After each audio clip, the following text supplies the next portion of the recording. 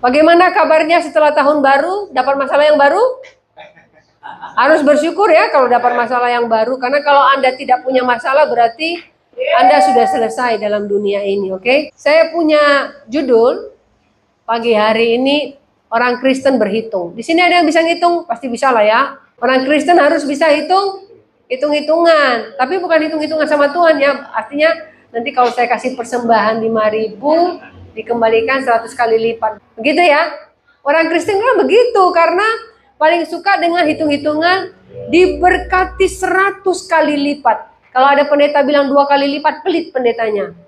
Tapi kalau pendetanya bilang 100 kali lipat, bahagia hatinya rasanya. Oh, persembahanku yang tadi berarti 100 kali lipat, tambahkan 0 belakangnya ya.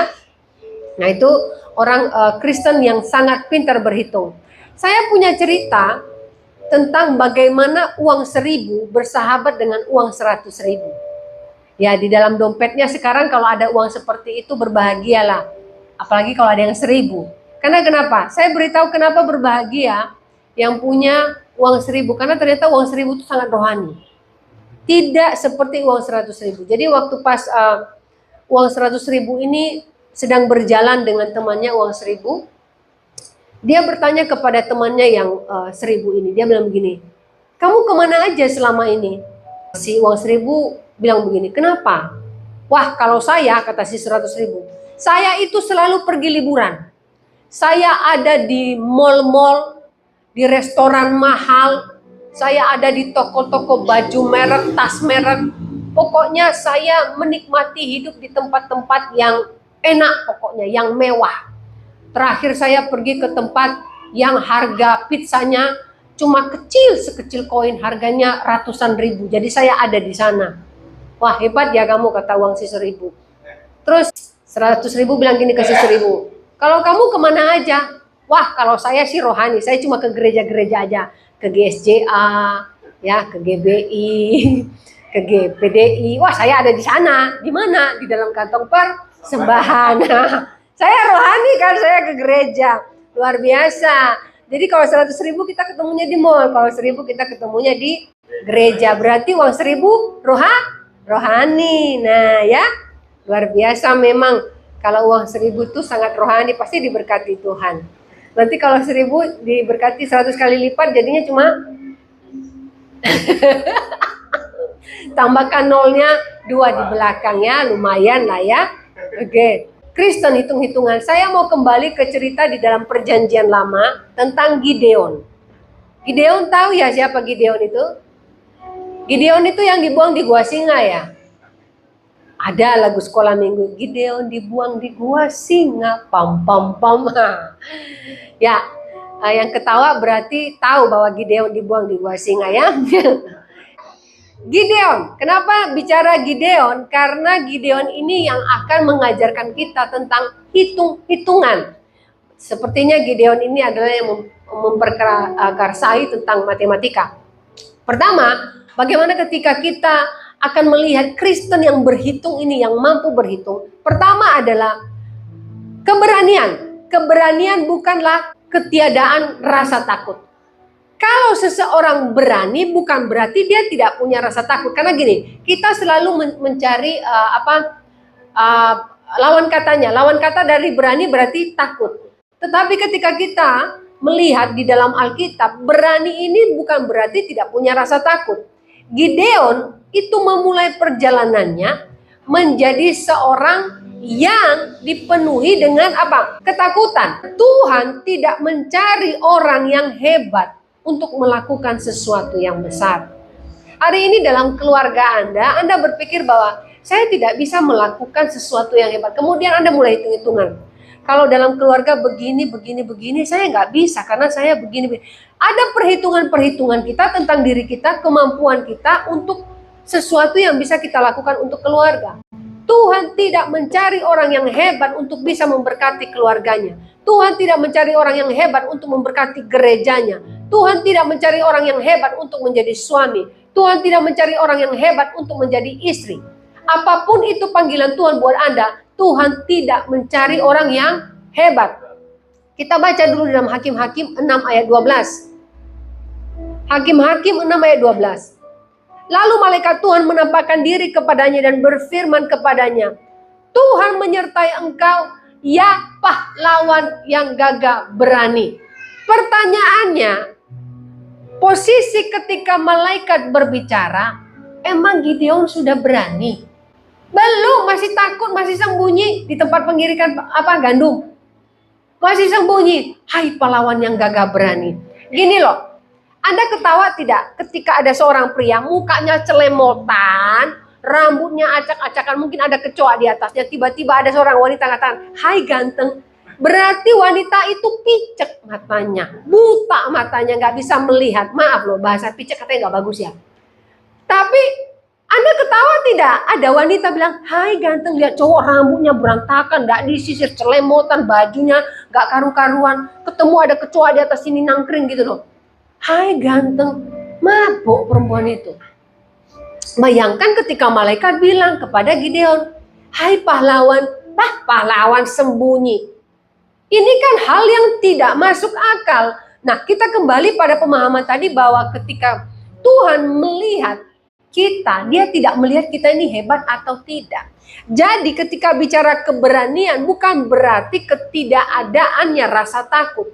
Tetapi firman Tuhan mengatakan tadi, yang gagah berani, berarti dia bersedia dibentuk.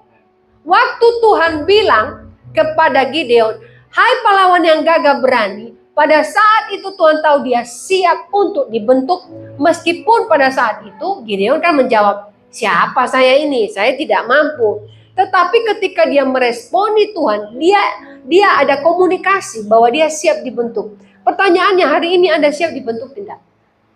Berani tidak Anda maju ketika Tuhan bilang Tuhan akan melakukan sesuatu yang besar? Berani atau tidak? Kita bilang, aduh, aku kan sekolahnya nggak tamat SMA Tuhan. Aku kan kerjanya cuma begini. Selalu kita memperhitungkan apa yang kita anggap diri kita ini tidak mampu dengan semua kelemahan kita. Kita ini manusia banyak kelemahan. Tapi kalau Tuhan sudah panggil, Tuhan bilang, hai pahlawan, berarti Tuhan memampukan kita. Tuhan memberikan kita keberanian. Tuhan memberikan kita dukungan yang besar sehingga apapun yang menjadi keterbatasan kita tadi membuat kita mampu melakukannya. Analoginya gini, yang suka minum teh di sini siapa?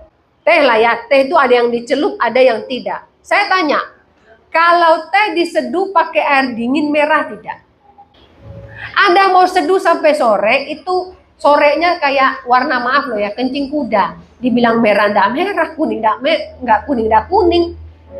Apapun teh kalau diseduh dengan air dingin tidak akan bisa diminum, tidak akan keluar harum tehnya, tidak ada aroma tehnya, bahkan warnanya ya nggak tahu. Kadang-kadang kita bisa curiga kalau ditaruh di gelas, ini bener teh atau bukan? Karena saya ingat satu cerita, itu murid saya, mereka pergi ke Disneyland, kemudian anaknya bilang, ma haus, mamanya kasih minum, cok dia minum.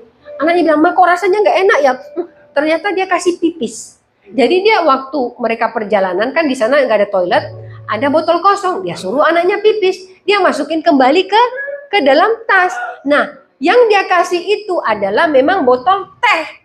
Teh apa gitu, teh krisantium gitu. Lah kan mirip-mirip warnanya. Nah waktu anaknya minum, mama ini kok rasanya lahirnya mama bau pipis. Nah lah memang dia kasih pipis. Dia tidak bisa membedakan, anaknya juga minum aja karena botolnya botol teh. Warnanya juga warna semi-semi teh. Tapi kan tehnya ya Anda tahu ya warna-warna pucat begitu. Jadi kalau kita melihat analogi teh itu baru keluar warnanya dan aromanya ketika disiram air panas. Ada tekanan dari panas itu sehingga teh yang dicelup, teh yang dimasukkan ke dalam gelas ada air panasnya, keluarlah warnanya dan aromanya. Makanya kalau iklan teh yang disorot itu asap-asap yang keluar dari gelasnya. Pernah tidak ketika iklan teh yang disorot malah gagang gelasnya? Tidak. Pasti uap-uapnya dibuat. Anda beli teh gitu. Kenapa gambarnya ada gambar daun, ada gambar gelas kayak cup begitu, kemudian ada asap-asap di atasnya? Apa maksud asap-asapnya itu?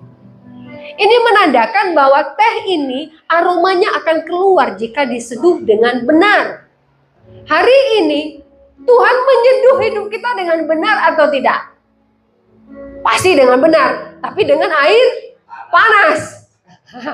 Dengan masalah hidup, dengan tekanan hidup, dengan apapun yang ada di sekeliling kita yang kita anggap saya tidak mampu Tuhan. Tetapi ini yang Tuhan ajarkan kepada Gideon. Gideon menjadi pahlawan bukan karena dia hebat. Gideon menjadi pahlawan karena Tuhan memilih dia. Makanya berbahagialah yang memberikan nama anaknya Gideon. Karena maknanya adalah bukan karena anak itu hebat, tapi Tuhan yang ikut serta dalam hidupnya menjadikan dia hebat. Jadi Gideon ini bukan siapa-siapa. Seperti teh tadi. Siapa yang membentuk dia menjadi sempurna? Tuhan. Hari ini kita seperti itu. Jadi kalau dikatakan hitung-hitungannya orang Kristen, nggak usah pakai hitung-hitungannya kita, pakai hitung-hitungannya Tuhan. Karena kalau kita pakai hitung-hitungan kita, kita terbatas. Ada satu teman, waktu itu lebih tepatnya bukan teman dekat saya, teman dari teman saya. Dia pergi ke dokter karena dia overweight. Nah, Anda tahu kalau dia sudah membeli 5 timbangan di rumah. Timbangannya itu sampai kalau dia naik, timbangannya gitu. Karena beratnya 100 berapa ya? Pokoknya lebih 130. Jadi waduh sekali. Sampai timbangan itu tidak kuat menahan dia. Jadi dia harus naik di timbangan yang ada besi itu yang digeser-geser itu. Jadi kayak timbangan beras itu apa barang. Nah, itu baru naik. Itu pun pernah di satu tempat, kalau saya baru tahu dulu kalau bayi kalau dibawa ke puskesmas itu posyandu ya namanya. Kan ada yang ditimbang-timbang gitu ya. Nah, dia naik ke timbangan itu, saking dia gemuknya timbangan itu kan ternyata ada per di bawahnya. Itu pun putus. Saking tidak ada timbangan yang bisa menimbang dia sudah. Jadi, timbangan yang ada di dunia saja terbatas ya. Kecuali timbangan gajah, saya tidak tahu gajah ditimbang pakai apa. Kalau hitung-hitungan kita saja terbatas, manusia, hitung-hitungan itu dari Tuhan tidak terbatas. Kenapa Tuhan menciptakan angka dari 0? Ada akhirnya nggak 0 itu? Coba. Hitung. 1, 2, 3. Terus. Sampai kapan akhirnya, Pak? Nggak ada akhirnya. Karena cara Tuhan menghitung tidak seperti kita menghitung. Jadi jangan pakai hitung-hitungan kita. Jadi kalau gaji saya bulan ini 500.000, bulan depan 500, 1 juta. Cicilan sepeda motor berarti 700, sisa 300. Bayar listrik, token 150, sisa 150 beli beras kurang. Tidak makan lah, minum air putih selama 3 minggu. Nah, itu hitung-hitungan manusia. Jangan pakai itu. Hitung-hitungan Tuhan Jehovah Jireh. Apa yang kita miliki hari ini kita bersyukur. Tapi untuk hari esok firman Tuhan katakan apa? Firman Tuhan katakan apa tentang hari esok? Burung saja dipelihara, bunga bakung dipelihara. Jadi kesusahan sehari cukuplah sehari. Bukan berarti juga gaji hari ini 1 juta Anda habiskan hari ini. Kesusahan sehari cukup sehari. Hari ini pokoknya dimati, besok lain lagi ceritanya. Itu tidak berhikmat. Jadi kita kembali pada analogi ini tadi. Seperti teh celup.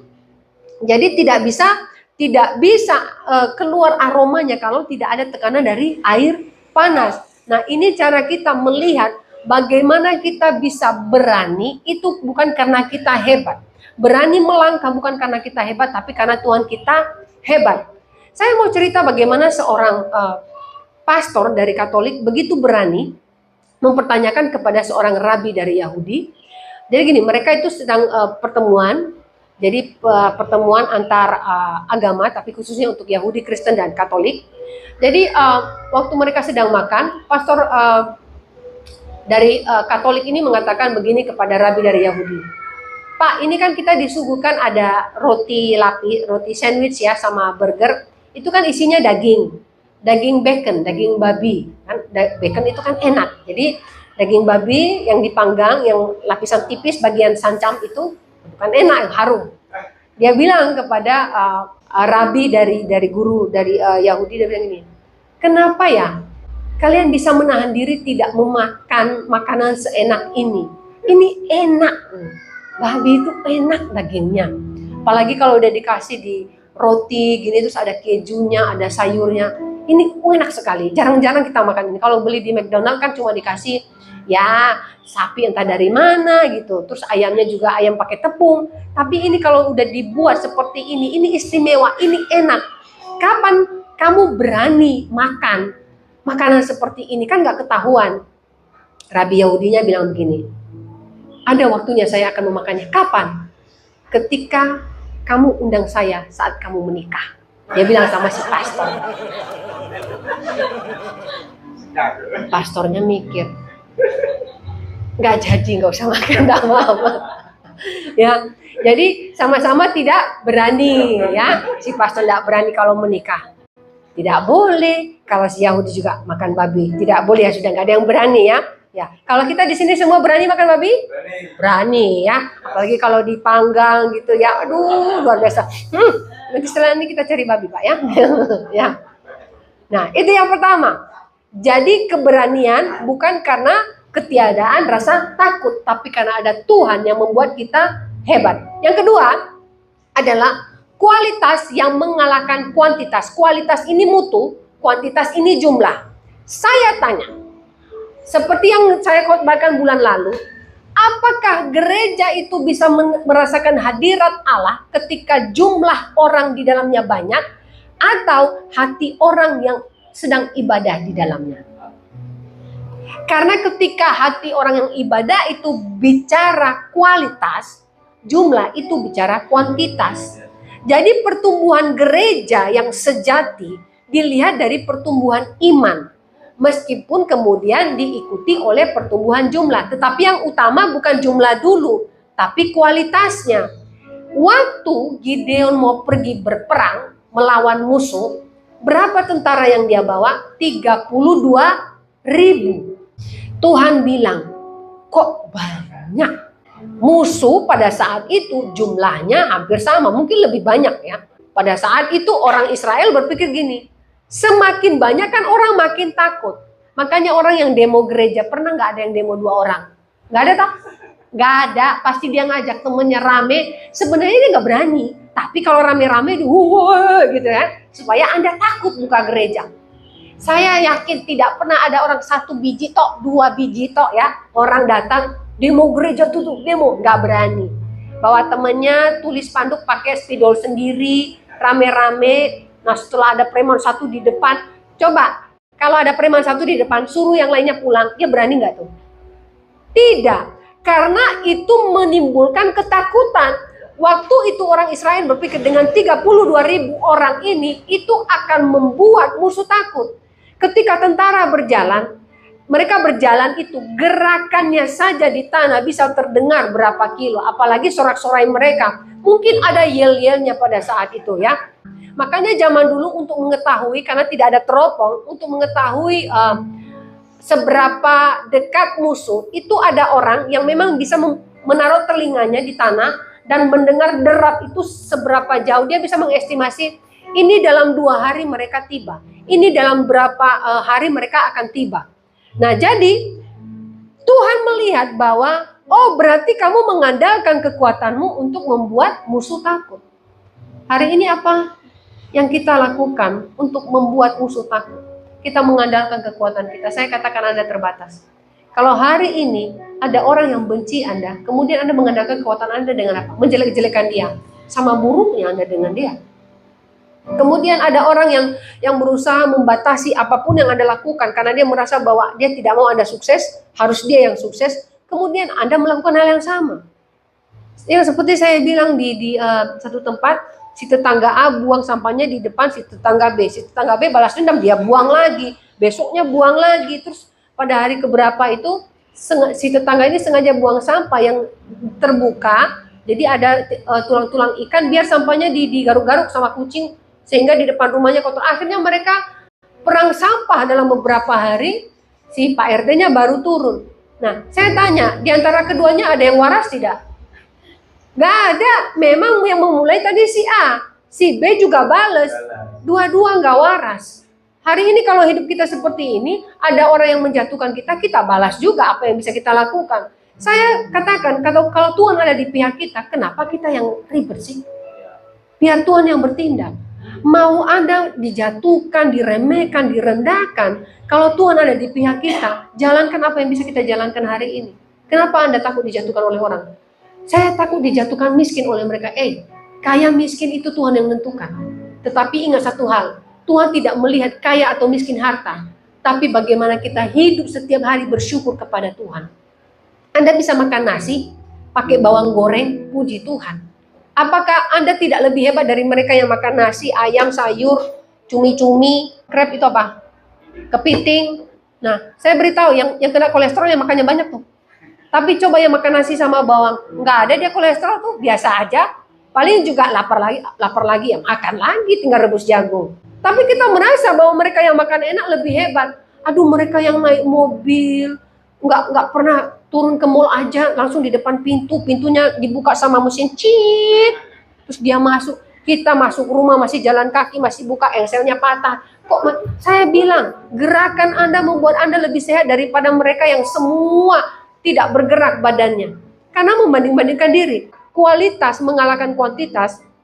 Strategi yang dipakai oleh Gideon pada saat itu sebagai manusia keliru. Tuhan kasih berapa? 300 saja. Aduh, 300 saja. Saya tanya, Pak, Bapak punya uang hari ini cuma 300.000, bisa beli tanah tidak? Tertawa iblis, hahaha. Tidak mungkin. Gereja punya uang 300.000 beli tanah, tidak mungkin. Tapi Tuhan bilang apa? Cukup. Kenapa? Yang mencukupkan adalah Tuhan. Yang memampukan adalah Tuhan. Yang menjadikan adalah Tuhan, bukan manusia. Hari ini Anda tidak sanggup dengan keuangan Anda. Saya katakan, Tuhan katakan, hari ini ada, pasti ada. Karena Tuhan tahu apa yang kita butuhkan. Tuhan tidak pernah membuat kita seperti pengemis. Ia mengatakan di dalam Alkitab bahwa anakku tidak akan sampai meminta-minta. Jadi kalau kuantitas itu dengan kualitas, ini hitung-hitungan kita. Kita perlu waktu yang bermutu dengan Tuhan, atau jumlah uang yang Tuhan kasih buat kita, atau jumlah kehebatan yang Tuhan kasih buat kita. Jangan pernah meminta hal yang perhitungan kita ini bagus buat kita. Ingat, kualitas hubungan kita dengan Tuhan utamakan dulu. Kalau kualitas ini bagus, pasti kuantitas bertambah. Kalau gereja itu kualitas imannya bagus, pasti diiringi dengan kuantitas. Dengan jumlah. Apapun itu Tuhan akan tambahkan. Jadi kita baca dulu Hakim-Hakim 7 ayat 7. Hakim-Hakim 7 ayat 7. Tuhan berfirman kepada Gideon, dengan ke-300 orang yang menghirup air itu, akan kuselamatkan kamu.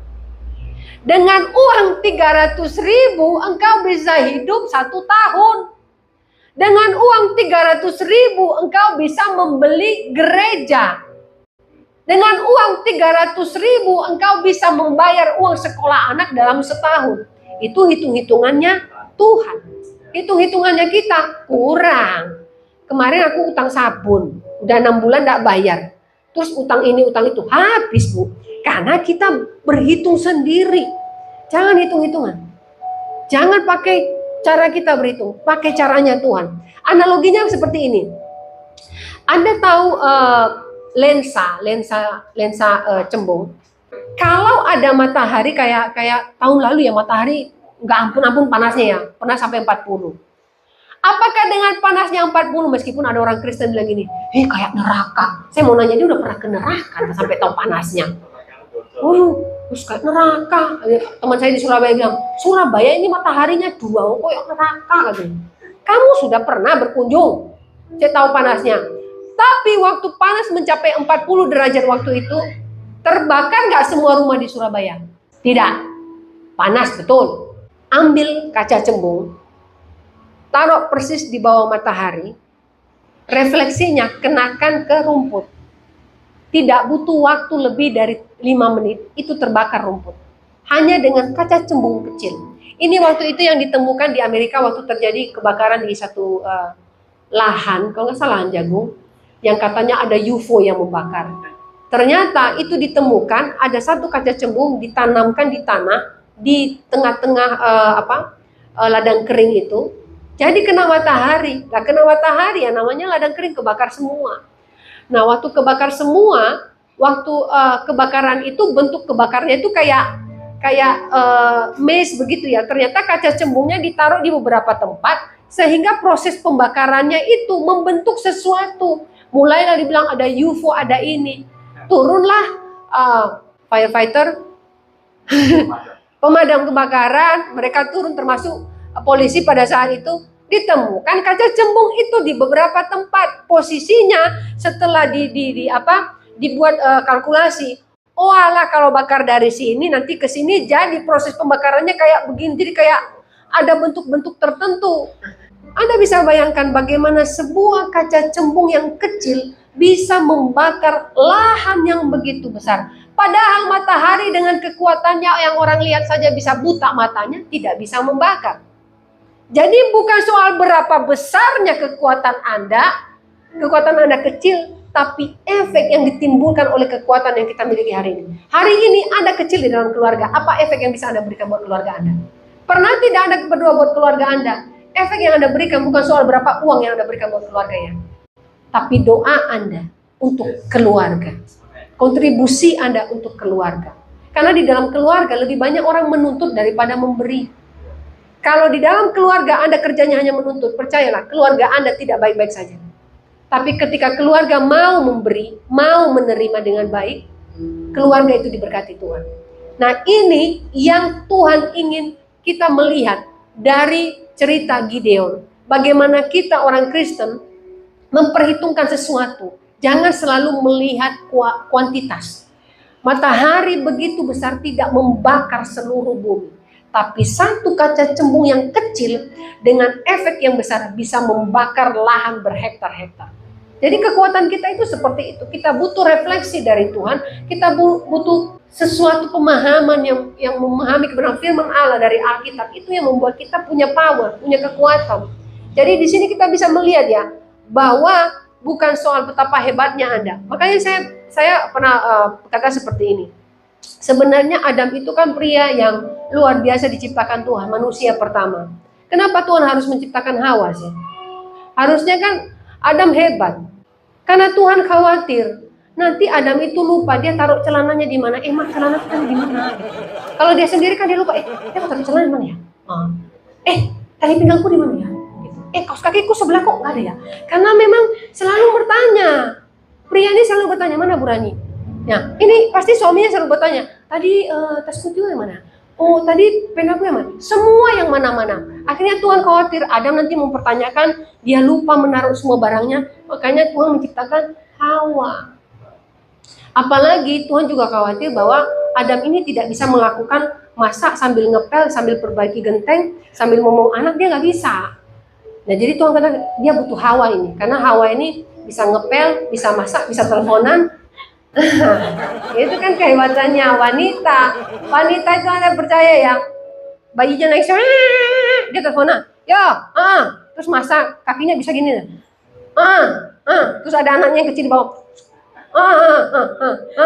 jadi dia bisa melakukan hal itu dan dia bisa melakukan dalam satu hari. Ketika dia istirahat di rumah, dia duduk di kursi, suaminya pulang tiduran tok air, pengen dikerawat suaminya.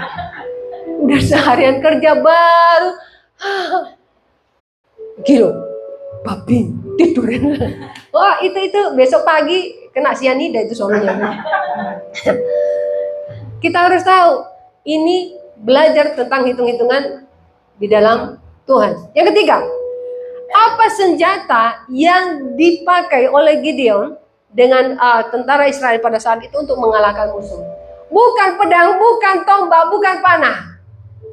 Anda tahu apa? Sangka kalah sama ada buyung tuh kan dipecahkan, kemudian masuk akal tidak? Ginilah. Ada musuh datang, ya mungkin kita anggap dulu waktu suruh gereja tutup. Tiba-tiba Pak Demsi ambil seruling. Kira-kira mereka jadi ular begini, lari mereka. Atau Pak Demsi main keyboard, ibunya nyanyi, terus puji-pujian, makin dilempar batu, Pak. Siapa? Ini nggak ada kerjaan, tak ada musuh di depan, malah main sagakala. Kuncimu salah, kunci cek. Terus karena Fales yang nyanyi, musuh bilang, gila nggak seneng aku udah sore, terus pulang. Tidak mungkin. Tapi ingat, waktu Alkitab menceritakan ketika ditiup yang namanya sangkakala, kok tiba-tiba kerasukan semua musuh ini. Mereka keluar, wah, terus mengambil pedang masing-masing, bunuh teman masing-masing. Kerasukan semua. Terus kira-kira ada nggak orang Israel yang tembak? Nggak ada. Ini cara Tuhan mengajarkan bahwa senjata kita yang terbesar dalam hidup ini bukan apa yang kita miliki, tapi apa yang Tuhan miliki. Ikuti strateginya Tuhan. Termasuk ketika Anda bekerja, jangan ikut strateginya Anda. Berdoa dulu, Tuhan berikan aku strategi. Mungkin strategi ini nggak masuk akal.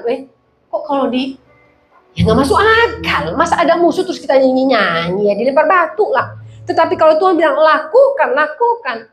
Termasuk ketika Anda bekerja, apapun yang Anda kerjakan saat ini mungkin tidak masuk akal. Tapi percayalah, ketika Anda mengerjakannya dengan strategi Tuhan, itu Anda bisa melihat Anda masuk di dalam kemenangan. Saya tidak mengatakan bahwa saya berkhotbah untuk menjanjikan sebuah hal yang memberkati. Tetapi ini firman Allah katakan, senjata iman itu tidak masuk akal. Ketika Anda berdoa, Anda bersama-sama dengan Tuhan mengerjakan sesuatu, firman Tuhan katakan pasti berhasil. Tidak pernah Tuhan bilang, kamu mau berdoa pun ya, tak lihat dulu lah berhasil apa enggak. Enggak ada. Apa yang dijanjikan Tuhan iya dan amin. Tuhan gak pernah loh bilang, doa dulu. Ternyata enggak jadi. Enggak pernah. Tuhan tidak pernah mengatakan tidak jadi. Apa yang ia katakan iya, maka itu amin. Tidak pernah berubah. Makanya dikatakan Yesus tidak pernah berubah. Dahulu, sekarang, sampai selama-lamanya. Yang berubah itu siapa? Kita. Sama seperti ini loh. Tuhan tuh mau kasih kita berkat. Dia bilang, nih berkatnya. Terus kita udah jalan. Kita melenggang ke sana jauh. Tuhan bilang, ini kok disuruh lurus kok sana. Balik lagi. Terus udah mau dekat ke sana lagi. Hidup kita tuh seperti itu. Berkatnya hilang nggak? Tidak, tetap di tangan Tuhan. Tetap dikasih ke kita. Kitanya yang kemana-mana seperti keledai liar. Jadi hari ini kalau kita bicara senjata iman ini memang tidak masuk akal. Kita bisa tahu apapun cara Tuhan membentuk kita tidak masuk akal. Kalau kita sudah berdoa berserah kepada Tuhan, percaya itu diberkati Tuhan. Kita baca di dalam Hakim-Hakim 7 ayat 20. Hakim-Hakim 7 ayat 20. Sesudah itu, ketiga pasukan itu meniup sangkakala sambil memecahkan buyung dan memegang obor di tangan kirinya. Sekarang apa hubungannya memecahkan kendi ketika mau perang? Mau buka celengan? Saya mau beli beras buat stok. Ini mau perang ini. Gak ada hubungannya. Tetapi ketika Tuhan suruh seperti itu, lakukan. Hari ini Anda yang bekerja, Tuhan bilang lakukan ini. Anda bilang, apa hubungannya? Kalau Tuhan sudah, gini, bagaimana tahu itu suara Tuhan? Ketika Anda terus, dalam hati Anda terus ada satu dorongan untuk melakukan sesuatu, Anda menahan diri, tapi dorongan itu membuat Anda tidak bisa tidur. Lakukan, itu suara Tuhan. Kalau Anda dekat pada Tuhan. Jadi jangan bikin enggak masuk akal. Doa. Kalau Anda doa itu terus ada. Kemudian Anda merasa enggak masuk akal. Doa lagi, itu terus ada. Ingat, itu Tuhan. Begitu cara Tuhan berbicara, bukan dari surga, anakku, enggak. Tapi ketika ada dorongan dari dalam hati, Roh Allah berbicara, roh Anda merasakan itu, Anda menahan diri, kemudian Anda berdoa, ada lagi dorongan seperti itu suara Tuhan. Makanya kenapa ketika kita mau berbuat dosa, kita mau berbuat, tiba-tiba ada yang bilang jangan, ada yang bilang iya, ada yang bilang jangan. Itu sebenarnya roh Tuhan berbicara. Ada yang menahan kaki kita. Kemudian ketika Anda diminta Tuhan untuk melakukan sesuatu, kita tahu itu baik, tapi kita takut nanti nggak dihargai. Melakukan, tapi nanti takut.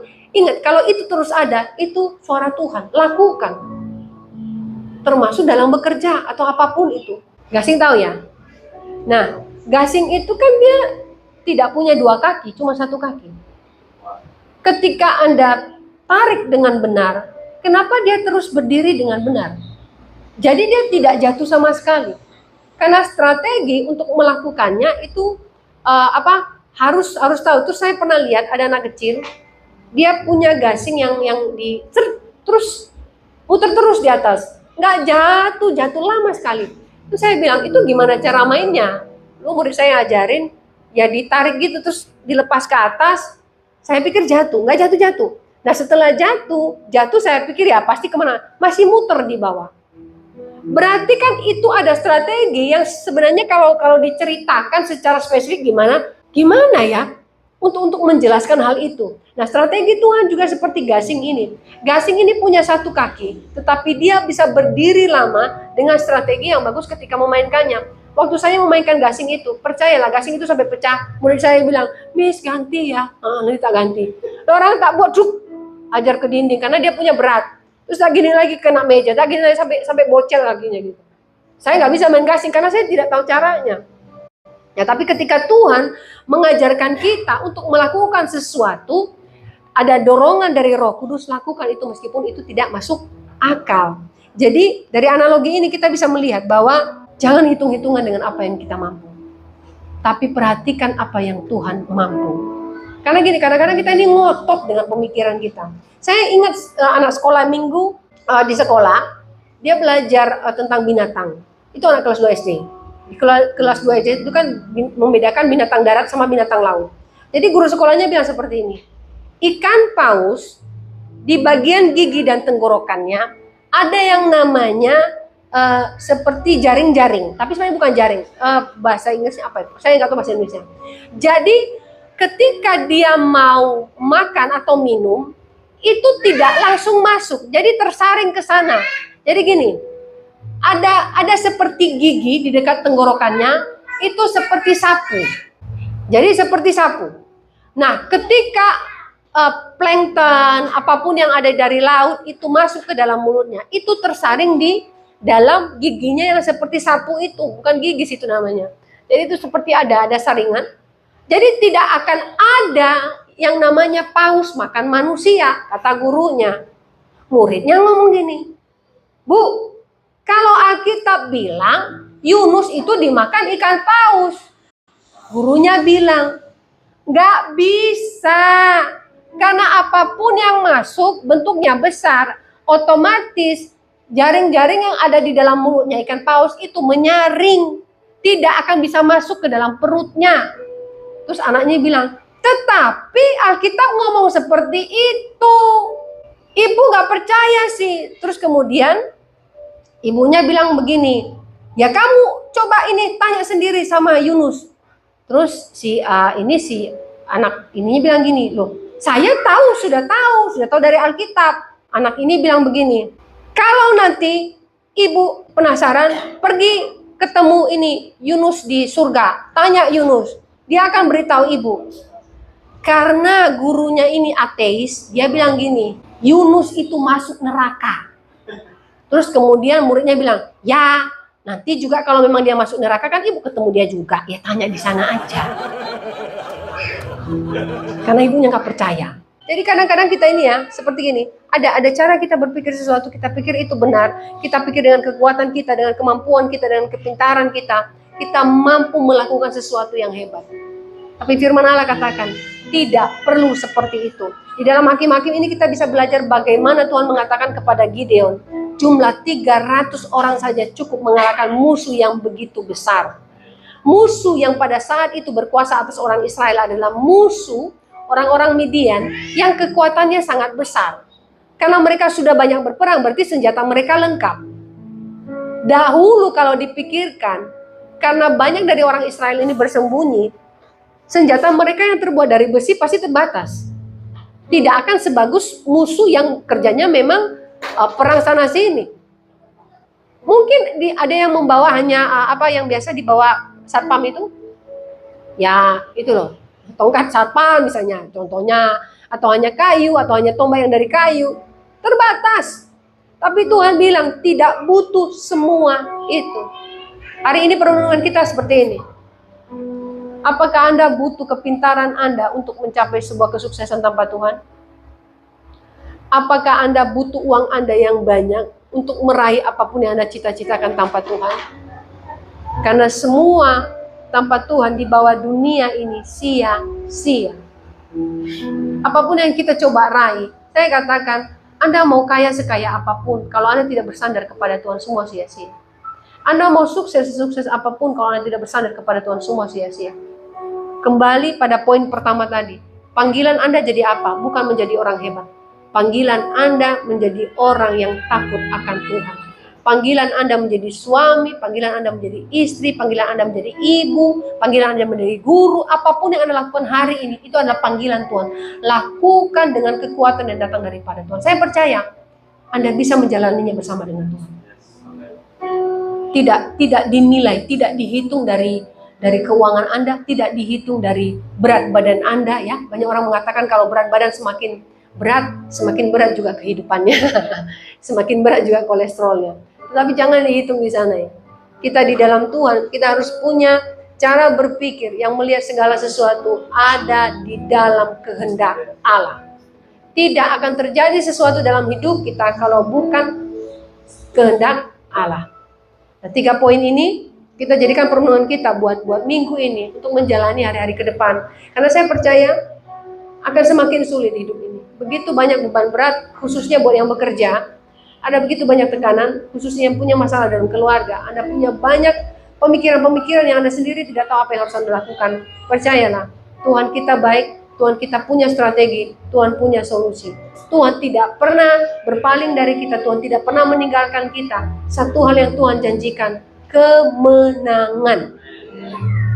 Itu yang akan kita miliki. Mari kita berdoa. Yesus Tuhan, Yesus Tuhan.